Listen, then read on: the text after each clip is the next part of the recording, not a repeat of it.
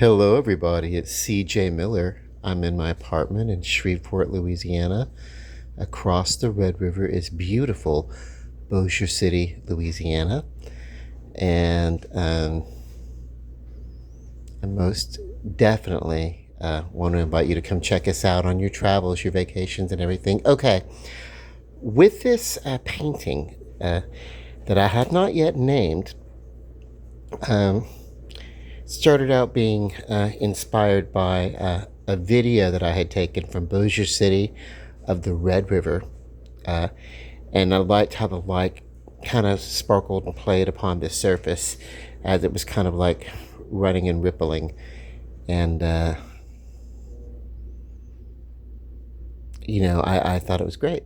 What then I decided to do was just to, as I started working, I was like, okay, well, maybe I'm not going to do exactly what's what what's happening that I saw. I knew that I wanted to do something outdoors, and that I wasn't really going to be inspired to do something of a cityscape because I just did that from the vantage point of my window, something that was inspired by my view, which is not identical.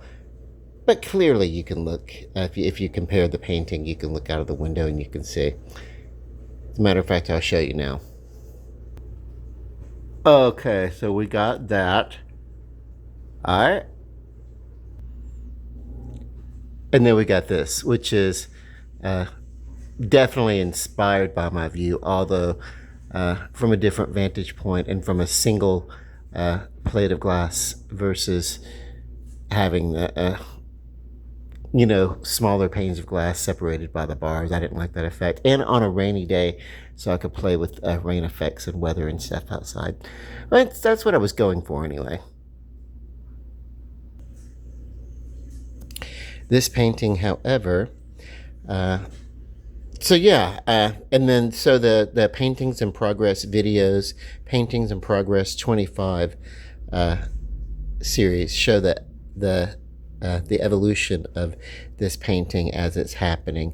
What I've done, because I felt like I wanted to fill in some of the negative space,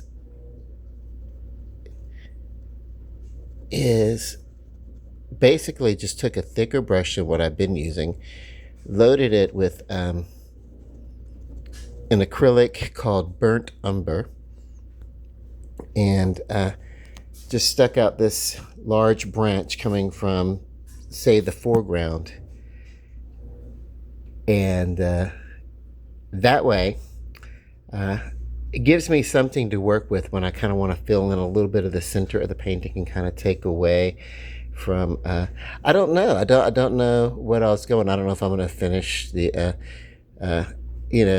I don't know how thick and how full this part of the canvas is going to be, but it gives a balance to this negative space here.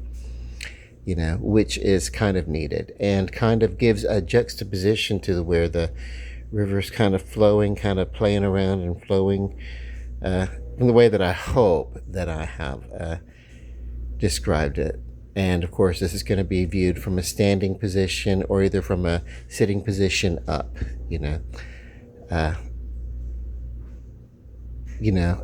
so, and it's already earmarked to go to somebody, just someone thought it was cool. And I'm like, well, maybe when I'm finished, if you want, maybe I'll pass it on to you, whatever. Because I don't think he has a piece of my artwork, and I kind of like that. Normally, I try to, if I can, I try to sell a piece of work that I'll do at least to compensate. But this friend and I, we gift each other little things all the time, so it's not crucial that I receive any sort of like financial compensation for this one, because we do little favors and crafts for each other all the time. I've got like he does wonderful beading and stuff like that, so I've got some of the jewelry that he's made that I'll wear sometimes. Just you go over to the craft store and pick up your supplies and do that kind of stuff. It's really kind of cool. So yes, this is art, but there's an added benefit of, say, what some might term uh, therapeutic, recreational therapy. Yeah, recreational therapy. Gotta take time to recharge the old everything. Gotta take time to recharge, uh, and uh, that way you can be of use to yourself and your other people. Uh, and whatever, it doesn't matter if you're if you're an island of two or three people, your small circle, or if you have a wider circle, whatever your capacity is uh, for a human uh, connection and all that entails, you must, whether you be a diehard battery under the hood of a monster truck or whatever, souped up with NOx or something, or whether you be I don't know, a AAA battery uh, in a 15-year remote control, whatever it is, you gotta make sure that you recharge, and finding something artistic, finding some sort of artistic outlet can be uh, a good way to do that. It's nice and relaxing. When you get lost into the story of what you're creating, you really do almost, as an artist, I step into uh, what's happening onto the canvas mentally, and I become, oh my God, I get engrossed in what's happening. Uh, and so maybe what I want to do is maybe kind of, watch what's happening here a little bit. It's getting a little busy, but that's okay. I don't mind it being a touch dim. I need to let this dry. I basically took the burnt umber and just started spreading and tapping. And literally, I'll show you when I get on here. Take the pinky if you need to brace it and just kind of like tap where you need detail. Just moving around the burnt umber, but by putting it little by little onto the canvas. Being careful because right now this is not braced. And you can do whatever you need to do. And the whole idea is to create a surface and a roundness. This is a branch, a tree branch. Tree branches are round, so give a little C shape curve to some of this. And then later on, we'll concern ourselves with what level of green moss may be coming off of this. That's going to be in a very,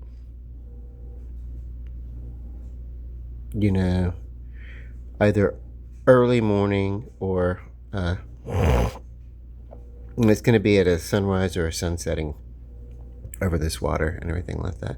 And so this is kind of like the backdrop, and then everything that's going to be happening is going to be connected with this branch. So we kind of get, wow, this is like going into a story, where you start reading the setting, and then you start reading some other people, some things that are happening, and then you get to about that third or fourth chapter, and then you find, wow, that was all just a setup for what the major plot of this story is. That's kind of what creating this is like, and giving perspective creates a distance. This has like, as I bring this a little bit further, and I think maybe I probably will have to bring this over the water a little bit down here, just as a sheer whatever sense maker or whatever, just so it's not like beholden. Like, this is it's going to give perspective to that horizon, because the tree is not growing out of that horizon. This is a tree branch from the foreground, just kind of like sticking over a field of vision.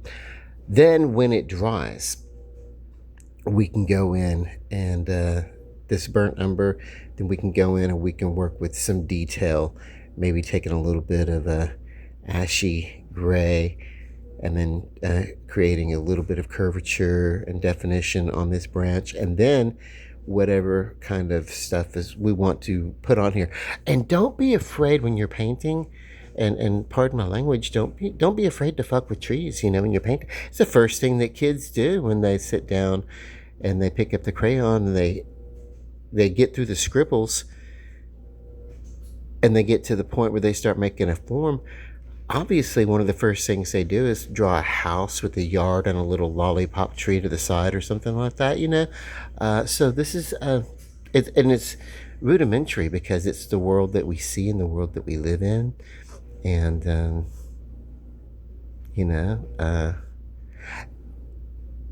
this is, I'm going to tell you, and I didn't mean for it to be, but I'm finding it slightly bonsai, but I don't know. That's not the intent. But I'm seeing the red sun setting, and then a sprawling tree spreading out and whatever. And then, as it gets a little more wispy, I should say, as it gets further from the bough that's sticking forward. And I love it. I love that. And so what happens is when we're doing this, we want to do it gingerly so that we're not overdoing it.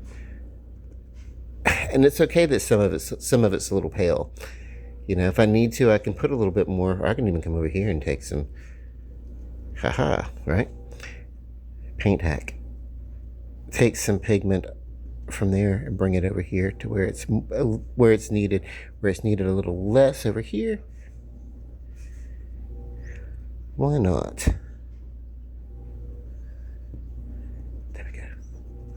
Bring that out just a little bit. Okay. And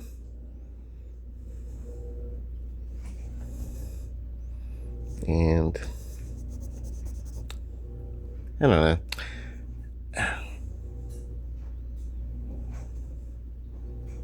There we go. So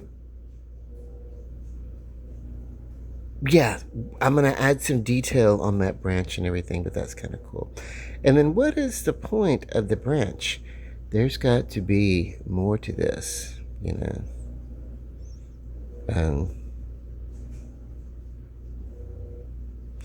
if there's not, and don't get me wrong, home decor, it's very artistic.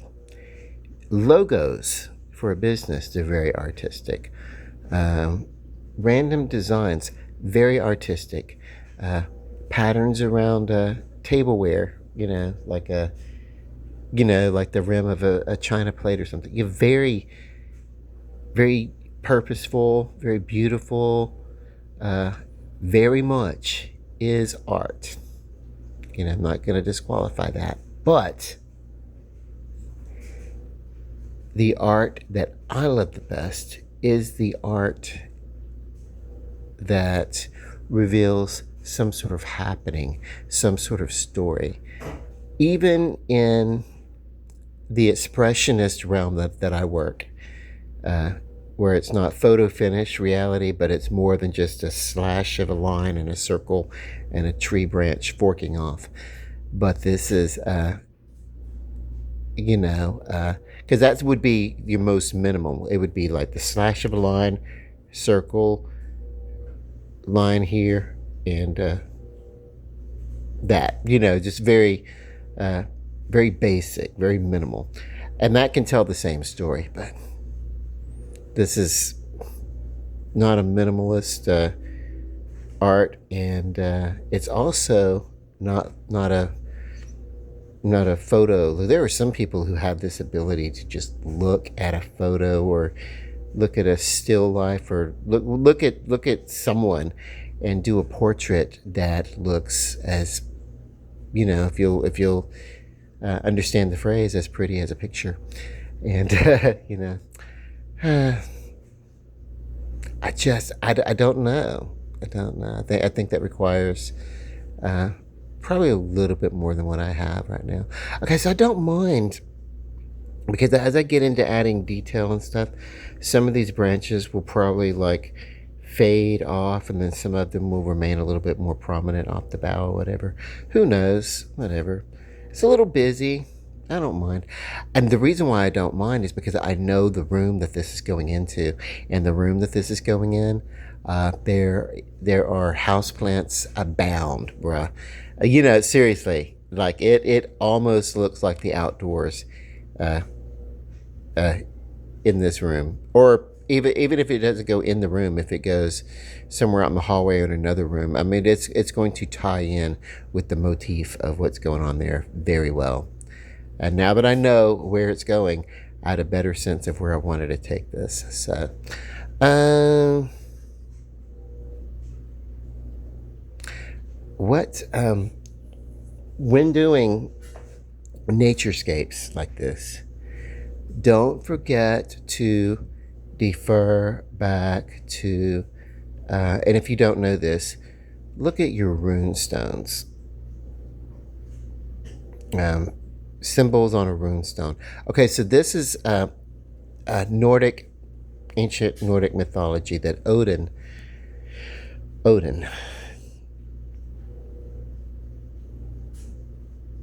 is a god who, for the good of man and also for the ego that he had, also for whatever, he did decide that he must have the most perfect sacrifice. Holy shit. That's the story. That's the story I'm telling. Okay, cool. I will not be able to do this properly, but we're going to work on it. Oh my God. This is cool. This is cool. Nah, I can't tell the story. I'm not going to do it. Okay. There is a tarot card. There's a tarot card called the Hanged Man. That is covertly, in some tarot decks, the card of Odin, who has hung himself upside down from a tree, and in sacrifice to himself. He has sacrificed himself to himself, much in the same way that God has sacrificed himself for the betterment of mankind on a cross. But he was nailed instead of hanged or whatever. I don't know. But it's not the only story of some deity sacrificing himself for the advancement of humanity. In this case, the prize, Odin hanging himself upside down, and I'm not gonna do a dead person hanging from the. That's not the story I'm gonna tell. But there's elements here to this story. As Odin was hanging, and because he is, yeah, very powerful, and as he was hanging in sacrifice to himself, it's like a almost like, yeah, never mind. Self grandiosity. Yeah, this is not the part. Yeah, okay, no. It's like spiritual masturbation or something. I don't know, but in this case, no. It's in vanity. But he did look down, and his reward for the sacrifice that he was making to himself, and I don't know who rewards the reward or whatever, but I get whatever what he got, reflecting into the water were shapes of runes, and they are carved on rune stones, and they're read very much like tarot cards. As a matter of fact, I have some rune stones, but I've kept them for a while. That's very Teutonic, old school. Check it out. But Viking, like yar. I did wait. Viking pirates don't say yar. I don't know what they say. But also, I don't really want to go there with it. I had this moment of, oh, gee, I could just draw some rune stones reflecting in the water. Don't. What I might play around with is the reflectiveness of this branch in the most mellow way, creating a. I don't think I'm going to do that either. because I want that water to be a little further off, and if I put a reflection, it's just going to bring that background to the foreground. No, no, no, no, no.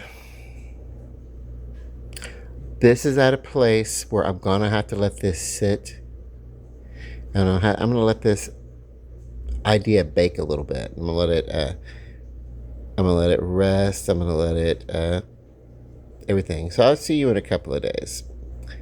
Unless I do an interlude. Maybe I'll do an interlude before I do another. I think it maybe, I don't know. But don't forget when painting, and when it dries a little bit, you can kind of stipple it and get like a little bit of texture too. And if you're doing this one-handed while you're holding a phone, be very, very careful.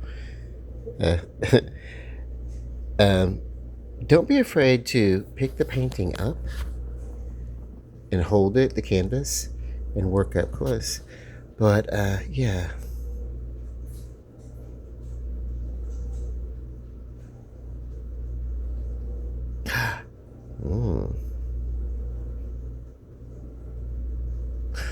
I love you guys, okay? And love and light.